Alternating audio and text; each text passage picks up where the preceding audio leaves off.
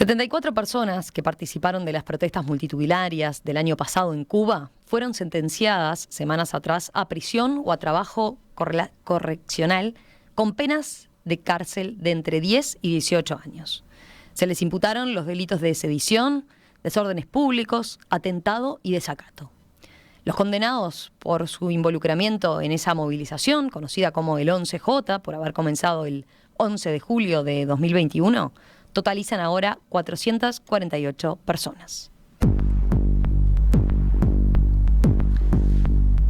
Pasó casi un año de aquellas manifestaciones, las mayores contra el régimen cubano en décadas, quizás incluso las mayores desde la revolución de 1959. Desde entonces, además de los sentenciados a prisión que mencionábamos, y además de una reforma penal que endureció las penas contra este tipo de protestas, otros manifestantes han sido empujados al exilio. Entre ellos, Junior García Aguilera, dramaturgo que tuvo un rol central en el 11J y que aquí en Perspectiva entrevistamos el año pasado. Pero hay otros casos, como el de Carolina Barrero, detenida en febrero. El gobierno cubano concretamente le dio a Barrero 48 horas para abandonar el país, por lo que esta activista e historiadora del arte se desplazó a Madrid. Ahora Carolina está en una recorrida por países de la región. Estos días estuvo reunida aquí en Montevideo con la vicepresidenta de la República, Beatriz Argimón, y participó en una actividad en el Parlamento. Y hoy les damos la bienvenida aquí en Estudios de En Perspectiva. Carolina, ¿qué tal? Buen día, bienvenida. Buen día, gracias por la invitación. Refresquemos, si te parece, cómo fueron aquellas protestas del 11J. ¿Tú participaste, estuviste en las calles esos días? Me hubiera gustado mucho estar en las calles. Yo estaba presa domiciliaria, no podía salir. Abajo, en los bajos de mi casa, había una patrulla de policía que 24 horas al día estaban con 2 agentes de la seguridad del Estado, un militar, 4 policías. Las veces que intenté salir, que fueron varias, la prisión domiciliaria no es una figura jurídica, no está es ilegal, está en un limbo legal, y por tanto muchos de los activistas que sufrimos esta forma de represión, esta táctica represiva de la seguridad del Estado, nos oponíamos queriendo salir. Cada vez que lo intentábamos nos arrestaban, nos detenían, nos llevaban a una estación, estábamos 8 horas, 10 horas, 12 horas desaparecidos, porque en ese tiempo cuando nos buscaban no aparecíamos en el sistema, no había un registro, y el 11 de julio yo estaba en esa situación. Sin embargo, participé. ¿Y cuándo empezó esa detención que decís que estuviste bajo arresto domiciliario? ¿Fue en los días previos mientras que se gestaba? Yo estuve en arresto domiciliario desde finales de marzo, principios de abril, hasta noviembre 16, con un periodo intermedio de unos 15 días en los que parecía haber cesado. Pude salir y luego volvieron a encerrarme en casa, ¿no? Es una táctica que hacen con periodistas también, con algunos activistas que no quieren arriesgarse a poner presos porque por la repercusión mediática que puede tener, entonces los recluyen en sus casas, que es una prisión domiciliaria además cerrada, ¿no? Ellos deciden hasta qué te pueden llevar a la casa, quién puede entrar, si acaso alguien puede entrar, quién no. De todas formas, nos decías ese 11J. Yo lo viví con sorpresa. Creo que nadie podía imaginarse que algo como eso sucedería, aunque todos lo soñamos tantas veces, ¿verdad? Y sucedió. Lo viví desde el balcón de mi casa. Yo escuchaba, y lo recuerdo, es algo que no olvidaré, la palabra libertad, el sonido de la palabra libertad que venía desde la calle Prado. Ese día cientos de miles de personas salieron a protestar en toda Cuba. Yo desde aquí, desde la ventana, veo el monumento a Artigas y recuerdo, lo vi en el Parlamento también, la frase que creo que es fundacional de la democracia uruguaya: mi autoridad emana de vosotros y cesa ante vuestra presencia soberana. Bueno, la autoridad del régimen yo creo que acabó el 11 de julio con esas cientos de miles de personas en las calles.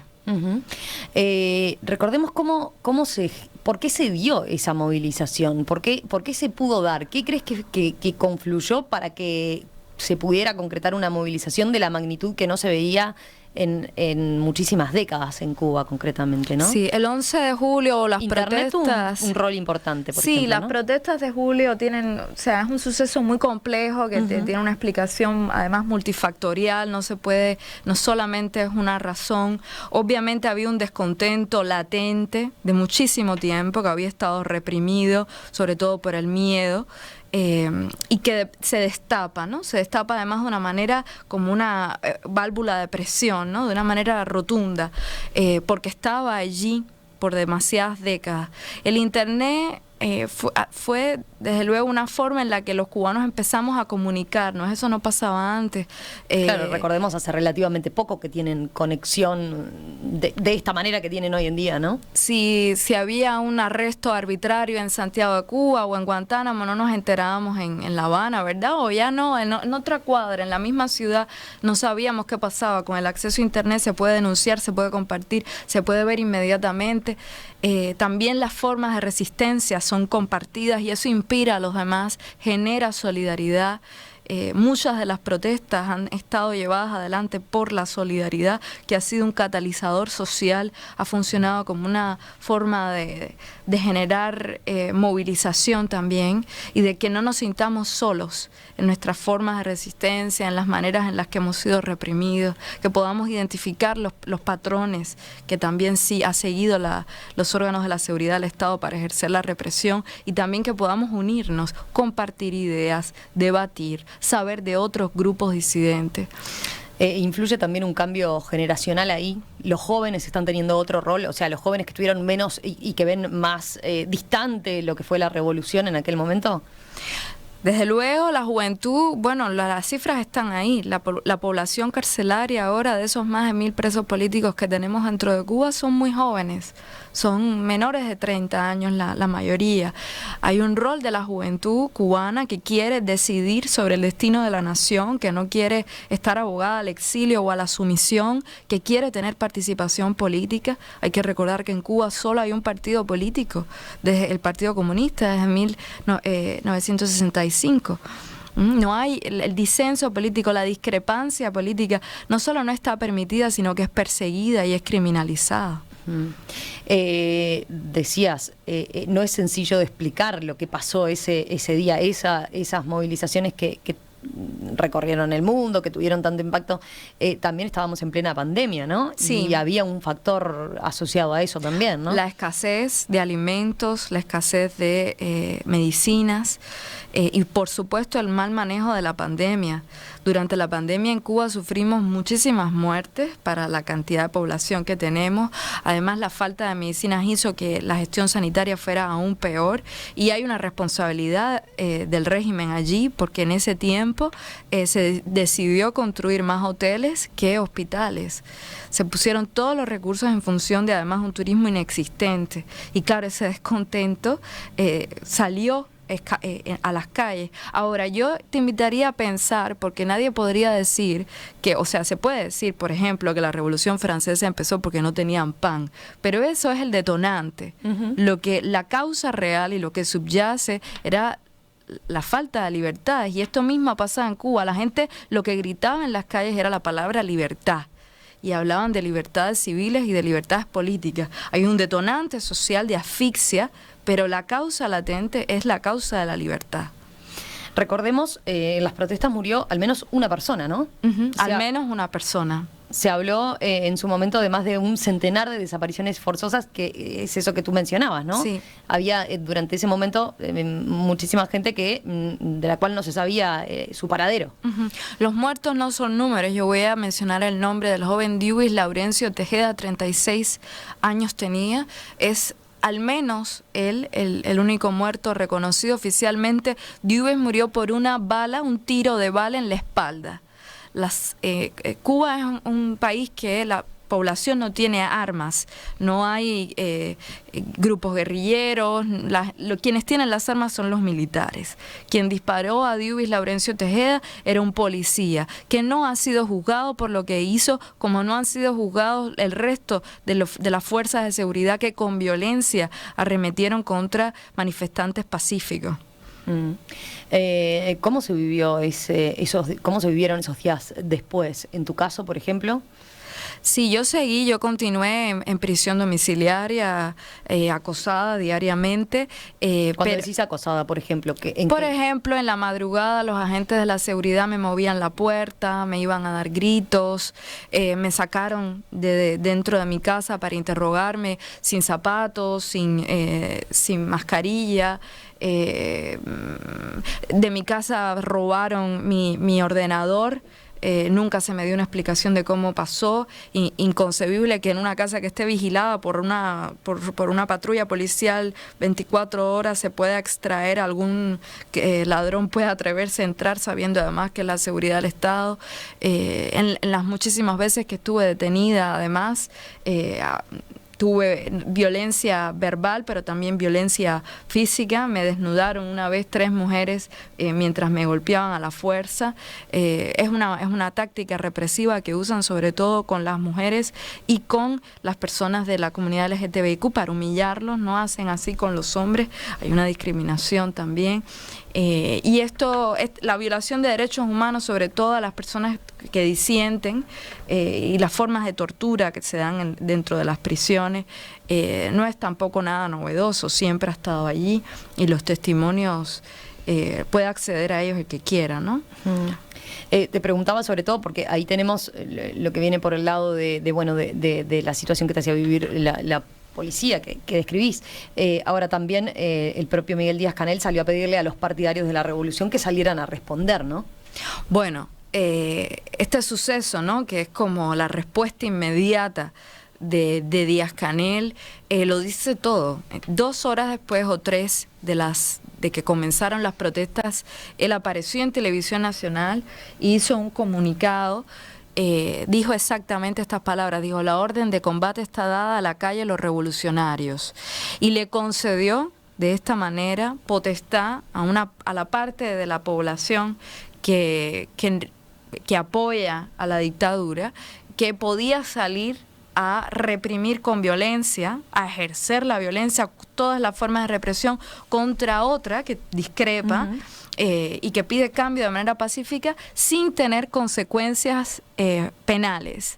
Y así ha sucedido, ¿no? Hay una parte de la población que ha sido criminalizada, es criminalizada la discrepancia y el disenso político, mientras la otra puede ejercer la violencia con total impunidad. Ninguno de ellos ha tenido ninguna consecuencia judicial por ello. La justicia en Cuba es totalmente dependiente del régimen. No hay una independencia de poderes, y más que dependiente es ella misma rea, está ella misma presa, no ya de la ideología, porque en Cuba la ideología hace mucho tiempo, si alguna vez el régimen fue socialista, lo olvidó hace mucho tiempo y traicionó los ideales socialistas hace mucho tiempo ya. No es presa de la ideología, es presa de la casta militar y burocrática que oprime a Cuba hace muchos años. Está ella misma a disposición como un instrumento más de represión. Eso que describís llevó a que los propios cubanos se enfrentaran como nunca, o sea, en el día a día se vive esa situación como nunca antes, quizás. Represión en Cuba ha habido siempre, pero ahora está exacerbada porque la población ha salido en masa a la calle. O sea, ha criminalizado el régimen a la ciudadanía.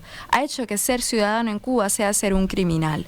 En Cuba la única posición posible es ser un habitante, estar sumiso, ser un súbdito casi, como si estuviéramos en tiempos medievales. La actitud ciudadana de reclamo de derechos es criminalizada. Ha criminalizado a su propia ciudadanía. Pero en el día a día yo me refería a cómo se vive en las calles, cómo se vive en los lugares de trabajo, en los lugares donde coinciden los cubanos.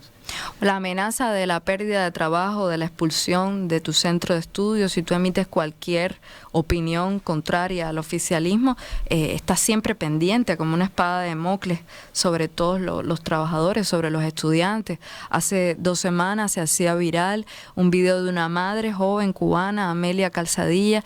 Ella hablaba de todos los problemas que a diario vive, cómo no tiene que darle de comer a sus hijos. Le pedía la renuncia a Díaz-Canel, Daniel era muy crítica contra la gestión gubernamental y Amelia fue citada, ella tuvo una visita de los agentes de la seguridad del Estado, tuvo unas represalias tremendas que solo pudieron ser mitigadas por la enorme ola de solidaridad y la atención que tuvo sobre sí, pero el acoso, por ejemplo, a las madres de los prisioneros políticos que quieren pedir justicia por sus hijos, yo las he visto cómo las han golpeado delante de mí. O a Yudinela Castro estuvo 10 días en Villamarista, que es un centro de tortura, uno de los centros más famosos de instrucción de la seguridad del Estado, por ser madre, por querer justicia para su hijo, que es la fuerza más grande de la naturaleza, ¿no? El amor de una madre. De hecho, a ti la última vez que te detienen tiene que ver con eso, ¿no? Sí. Con una protesta que se estaba llevando a cabo por parte de los familiares de los detenidos. Sí, no era ni siquiera una protesta, estábamos frente a un tribunal simplemente esperando a que terminaran los juicios, uno de los cientos de juicios que se han hecho a los manifestantes del 11J. Ese día juzgaban a 33 personas y simplemente estábamos acompañando a las madres, a las abuelas, a los familiares frente al tribunal, y a la salida, cuando salían los prisioneros, las madres gritaron: libertad, son héroes, sé fuerte, mamá está aquí. Y bueno, la policía y los agentes de la seguridad fueron con violencia contra ellas, contra nosotros los activistas, nos llevaron presos, y ese día a mí fue el día que me dijeron: tienes 48 horas para irte, y si no, van a pasar estas cosas. Una de ellas, vamos a procesar a las madres, ¿no?, que estaban ahí, a tus amiguitas, las madres, me dijeron, por desorden público. Porque claro, lo que son derechos, en este caso el derecho a la manifestación pacífica, el derecho a ir a un tribunal a pedir libertad para uno que está siendo juzgado por motivos políticos, y ese día sí se juzgaban motivos políticos porque los crímenes eran sedición y estaban 6 menores de edad. Bueno, eso que es un derecho, en Cuba es un crimen. En Cuba es perseguido. Ahí estamos hablando de febrero de este año. Eso fue el 31 de enero de este año. 31 de enero. Sí. Después de ahí, ¿por qué crees que te dijeron lo de las 48 horas? ¿Por qué te pusieron ese plazo y por qué yo antes ese mismo mes había estado frente al Tribunal Supremo haciendo una protesta con otros 2 activistas y amigos, Arián Cruz y Daniel Triana, y habíamos hecho una protesta con poemas de Martí escritos en nuestros pullovers, nuestras camisas blancas, y pidiendo que cesaran los juicios. Se supone que en un lugar donde haya independencia de poderes, los jueces del Tribunal Supremo tendrían las competencias para parar estos juicios farsas, ¿no? Sin embargo, fuimos detenidos. El régimen cubano tiene mucho miedo de la protesta pública, de la protesta abierta.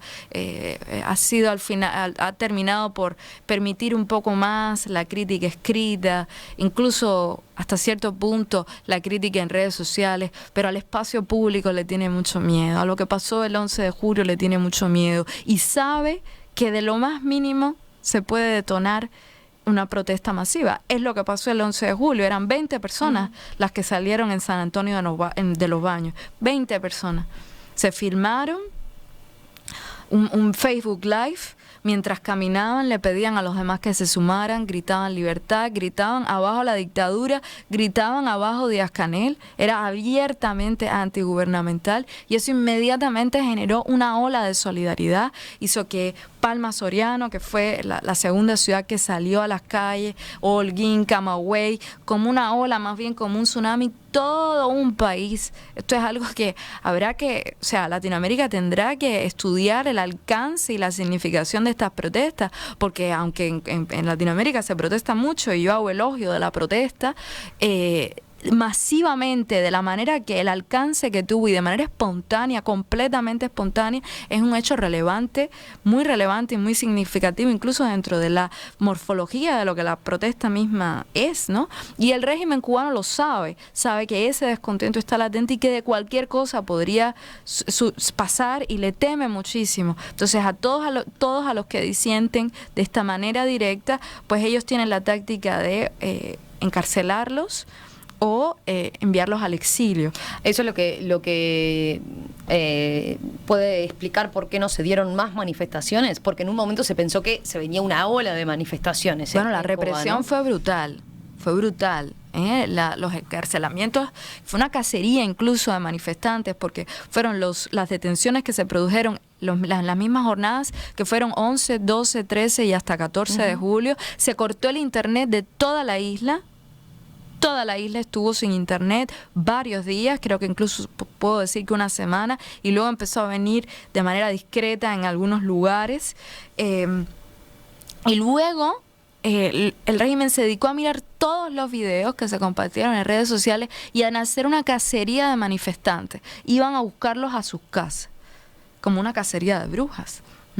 Y llegaron a hacer miles de detenciones, terminaron luego, se quedaron con cientos de personas que han sido juzgadas, 790, dijo la Fiscalía que juzgaría en un informe que salió en enero, 790 personas, se han hecho cerca de 400 juicios, pero hay que saber que cada juicio no se juzga a una persona, sino que se juzgan de 20 a 30 personas, o sea, son juicios masivos. A los que no tiene acceso la prensa, que son a puerta cerrada, y solamente un familiar puede entrar, y por los testimonios que tenemos de ellos, no hay un respeto a las garantías del debido proceso.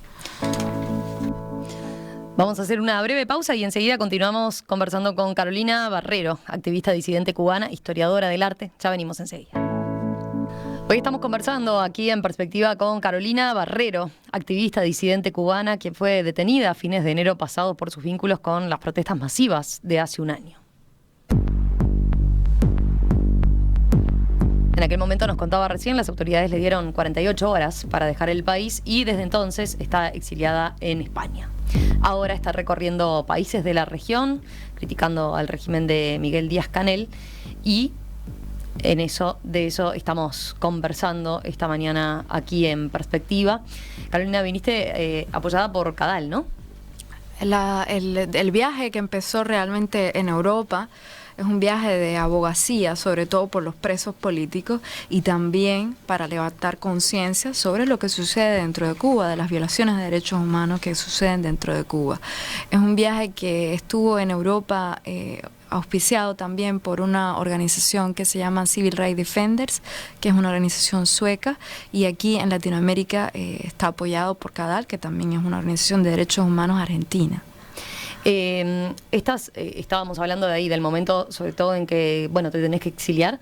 Tu vida ahora ya está definitivamente ubicada en Madrid, ¿así es como te imaginas? No, los definitivos no existen, ¿verdad? Los definitivos es... ¿Pero te has afincado ahí o desde entonces estás viajando a partir de estas distintas giras que estás mencionando?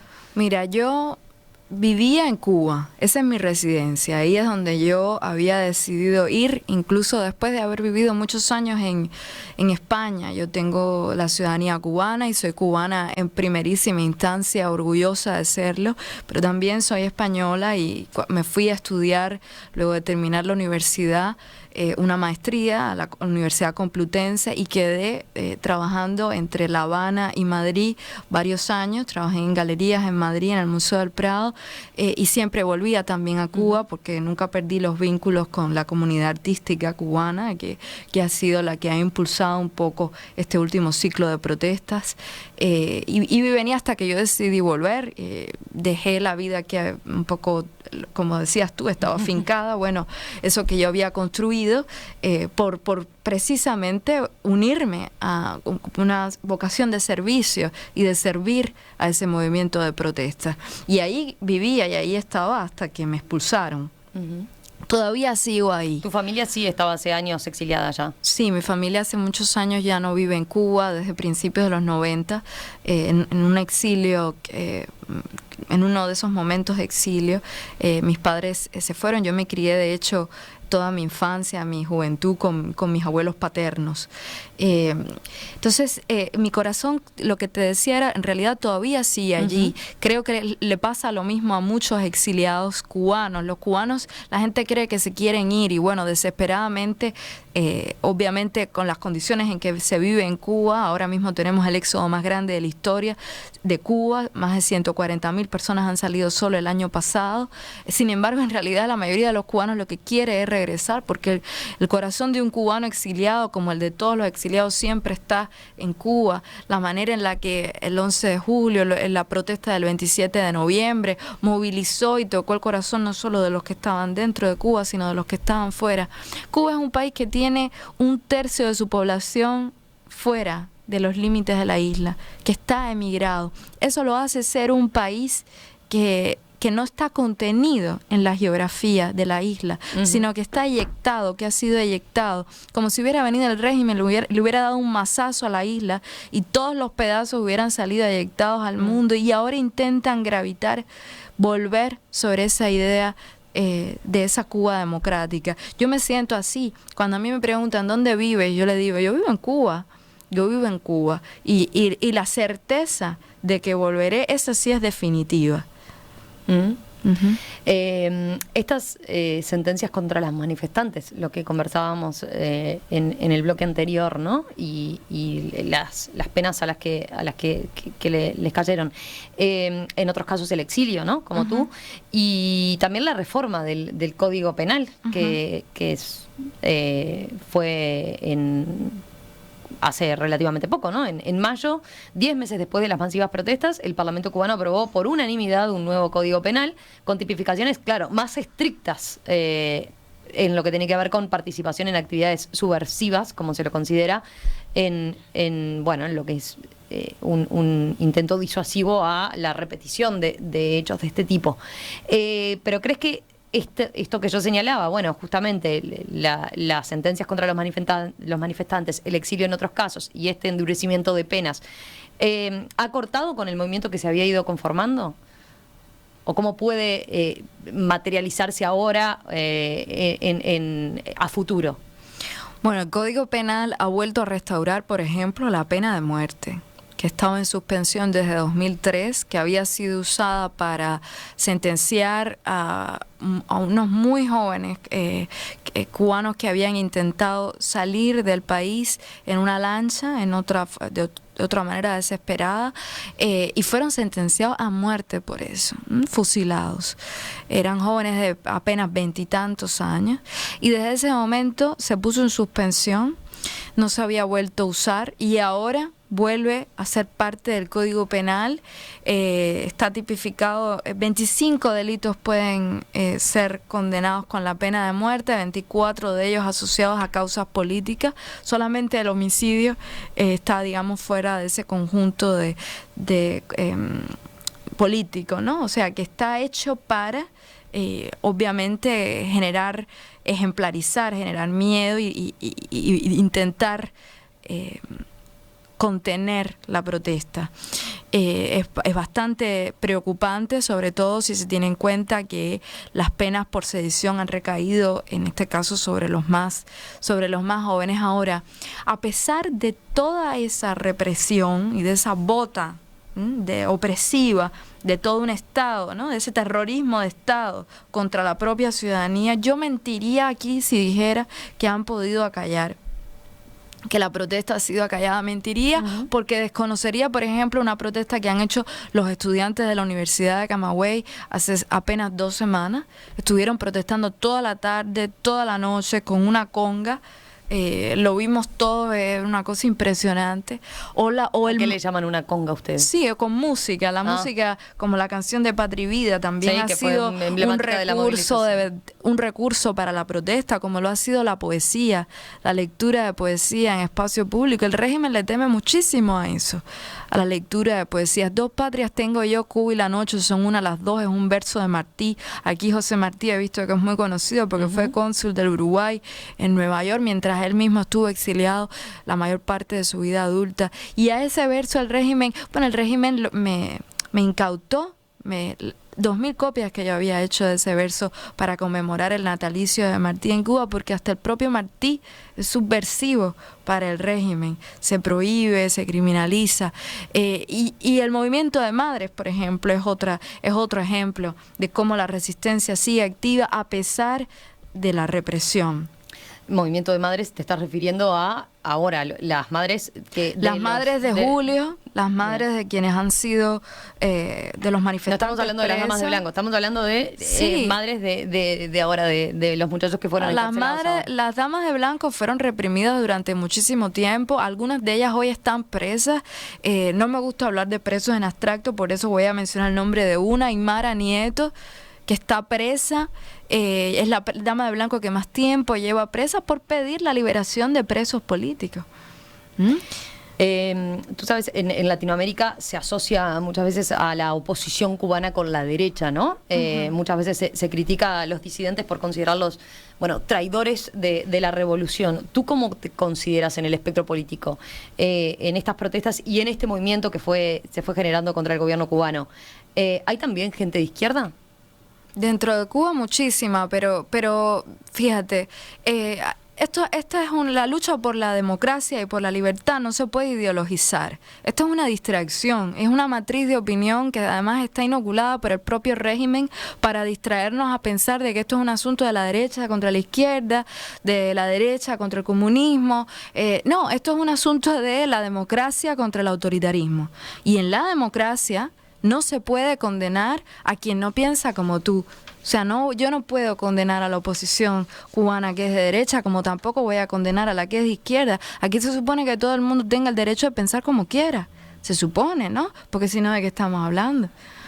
¿No? La democracia se hizo para eso. La oposición cubana durante muchísimo tiempo efectivamente estuvo asociada a que era toda conservadora, ese trompista ahora, ¿no? Y que de eso se trataba y por tanto se miraba con desprecio y no sé por qué, porque todo el que no respete las posiciones políticas de alguien, aunque no esté de acuerdo, no es un demócrata, digo, ¿no?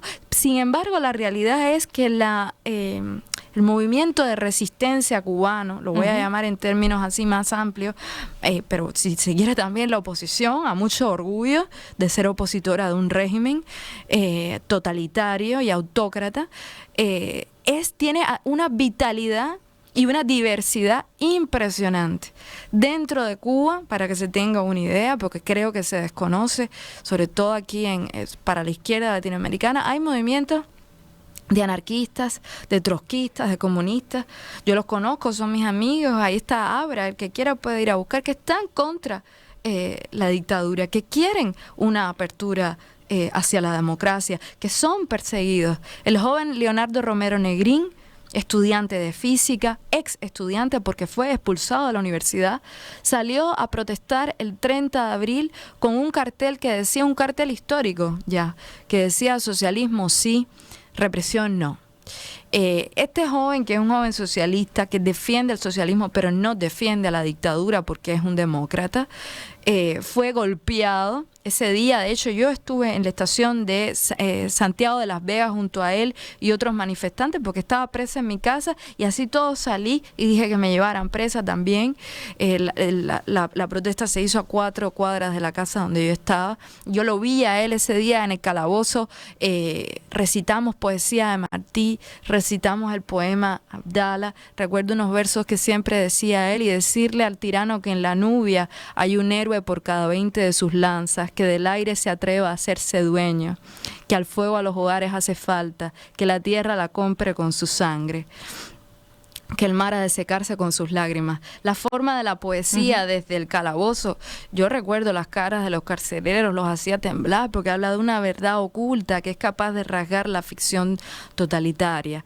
Leonardo no ha podido seguir estudiando. En Cuba, si te expulsan de la universidad, pues ya es la única universidad, claro, porque la universidad, según ellos, es para los revolucionarios, pero yo no sé qué posición más revolucionaria puede ser la de un joven como él. Y lo digo para que se entienda, ¿no? Que no se trata de una ideología. En Cuba se persigue el pensamiento libre. En Cuba se persigue cualquier forma de crítica. Y yo a esa parte, si bien digo que que el movimiento de resistencia es plural, es muy vital, porque también tiene zonas liberales, de centro, conservadoras y derechas, ocupa todo el espectro político, y esto es bueno y es saludable porque, insisto, de eso van las libertades y las democracias, y si bien ese exilio o esa zona no es, digamos, ya la que puede asumirse como oposición en general, es una parte más, yo también reivindico su derecho a pensar Cuba, su aporte y todo lo que puedan dar a esa Cuba futura en democracia, la de ellos, la de todos. Desde el gobierno cubano se asegura que toda la movilización fue orquestada desde Estados Unidos. Bueno, yo no sé cómo 600.000 personas, la verdad, pueden ser orquestadas de ningún país, de la manera en que se hizo. Yo no sé realmente hasta cuándo se van a creer ese cuento de que son 4 opositores orquestados desde ningún lugar.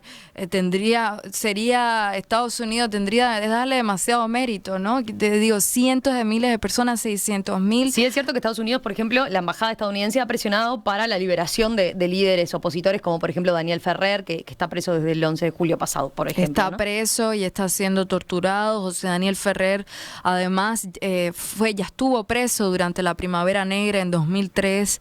Es el líder de un partido político patriota que se llama UNPACU, que se definen así como Unión Patriótica de Cuba, que tiene mucha presencia en el oriente de Cuba. Él ha tenido una postura inquebrantable de oposición y por tanto está siendo castigado, está siendo torturado. Su esposa denunciaba hace apenas 2-3 días que desde hace 17 días no sabe nada de él, no puede hablar con él, y es la segunda vez que está sufriendo prisión. ¿Cómo te imaginas el futuro de Cuba? Yo imagino, al menos espero y sueño, con un país inclusivo, igualitario, que Cuba no lo es, próspero y democrático, que respete la discrepancia política y que además sea una democracia que no se dé nunca por garantizada, sino que se construya día a día de manera sólida, estable, madura. ¿Es algo viable en el corto plazo? ¿Lo ves así? Recordemos, tuvimos un cambio, ¿verdad? No creo que la democracia se pueda alcanzar de manera brusca. Uh-huh. Creo que la brusquedad en esto, o pensar, por ejemplo, que con tumbar a la dictadura y votar ya tenemos democracia. Creo que la democracia es una cultura que en primer lugar es más sólida siempre que ponga en el centro el tema de derechos humanos, el tema del respeto a las libertades, a la pluralidad. Esto es algo que tendremos que construir en el tiempo con mucha humildad, haciendo también un rescate de la memoria, teniendo una comisión de la verdad, es necesario después de 6 décadas de totalitarismo, teniendo además y poniendo énfasis en la construcción de instituciones democráticas sólidas y no de líderes mesiánicos que puedan pero el hecho aportar de que ya no esté Castro, uno de los Castro al frente, ¿entendés que lo hace más viable? Desde luego ayuda que, digamos, las figuras del castrismo, pero todavía está Raúl presente y realmente es la familia Castro quien verdaderamente, y sobre todo, más que la familia Castro, la junta militar y la casta burocrática que está detrás, ¿no? Y también el poder económico que está liderado por López Calleja, quien fuera una familiar de Raúl Castro, estaba casado con su hija. Y las empresas Gaesa, las empresas Cimex, que son las empresas de los militares que controlan toda la economía de la isla de manera centralizada y que tienen un poder detrás del poder, que es el poder real, y que son quienes están además orquestando toda la represión. El Partido Comunista en Cuba no tiene ninguna importancia ya desde el punto de vista de la decisión y del control desde hace muchísimo tiempo. Yo insisto, ¿no? Si alguna vez lo fue, traicionó hace muchísimo tiempo, olvidó cualquier principio que estuviera asociado a las ideas progresistas y socialistas. Esto no es otra cosa que una fachada. Carolina Barrero, activista disidente cubana, historiadora del arte. Gracias por estos minutos aquí en Perspectiva esta mañana. Gracias a ti.